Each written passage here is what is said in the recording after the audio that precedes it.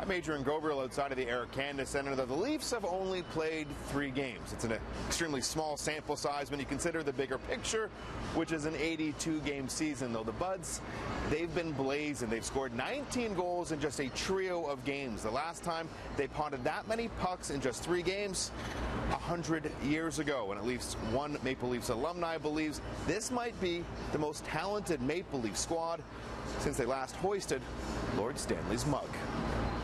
Some can argue right back to 1967 when they won the Stanley Cup, and unfortunately I was one, and many of our viewers out there weren't born at all. But we do know their most recent success came off the backs of a Doug Gilmour and a Matt Sundin. But the problem in that era, too, was that there was a lot of players that had good names, but were past their primes, like McGillney.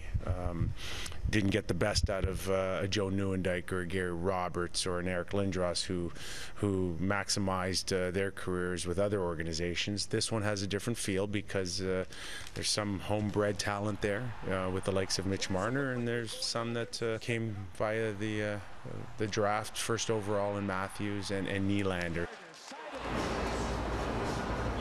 And having a contending team is also big business. StubHub confirms with CityNews the average ticket price to the Leafs home opener on Saturday night against the Rangers was $252, up from $215 from last year's home opener.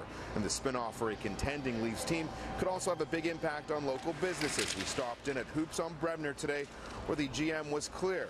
If the Buds are successful, it's a game changer. I would say percentage-wise, we could probably see about a 20 to 30% increase, but we see a significant amount of people starting to line up compared to us having a full restaurant versus a lineup outside waiting to get in. It's exciting, and that momentum is building. I think there will be some businesses will try to take advantage of that. More promotions, more.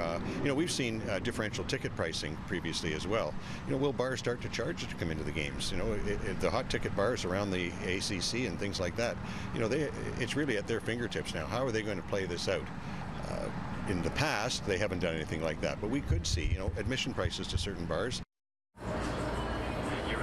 The GM at Hoop says they have no plans to charge at the door, though if the Buds make a sustained push in the playoffs, who knows what could happen. And that could also mean even more business for bars. Moneris, the folks who process our Visa and debit transactions, say during Game 1 of last year's playoff push for the Leafs, businesses and bars and restaurants in the core was up 60%. The Leafs hit the ice tomorrow night right here at the Air Canada Centre against the New Jersey Devils.